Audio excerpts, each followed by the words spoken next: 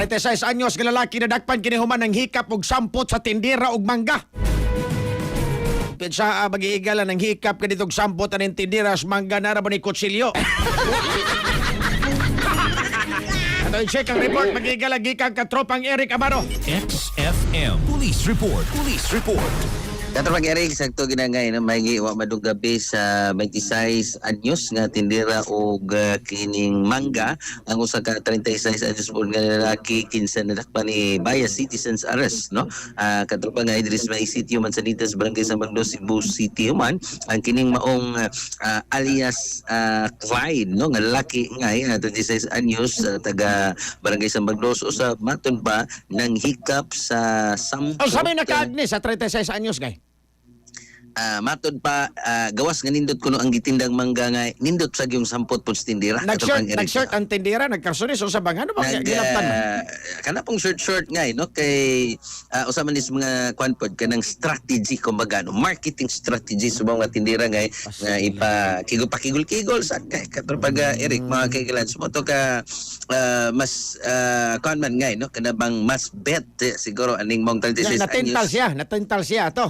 Natintal nga no kay bigot sa 26 anyos kung bang Eric niya asay gumay kay mo kana bitawng hiwa og mangga nga mura mas nindot sa gyud kunong pagkahiwa siya tatihawon. Bayos dako. Asa naman rin na priso ron? Tanggong na ngay no sa Presinto 2 station to Biliana Police Station pan malagi na dikidiki man mo tubag no og ana bang may tutong mo tubag gid sa kuan ngay ba kana bang para maibawan gyud kay ang pagduda sa kining babae bisig doon ni kana bang pagnanasa kung sa Tagalog pa katupang Eric mga kikiling kay maton pa sa kining biktima katupang Eric nga si Anggala Tuning Suli no 26 anyos nga samtang namaligya sa mangga nga daplin sa karsada alas 8 ang tak na alas 8 midjang tak na kanunay mo agi ning suspitsado niya kana bang siplat niya muraga sabi sugtin na naman katupang Eric niya ato gayon na posible wala gito kaantos hindi pati nga sumonto nga sa pagduol diya katupang Eric kalit lang na may marabag ni kuan ba kana bang sakhit sa sampot babae niya kana bang hikap nga daw sa napuydang kumot gamay katupang Eric mga kigala so ang babae nalisang sumonto nga ni patabang sa mga sakop sa Barangay Public Safety Officer ngay og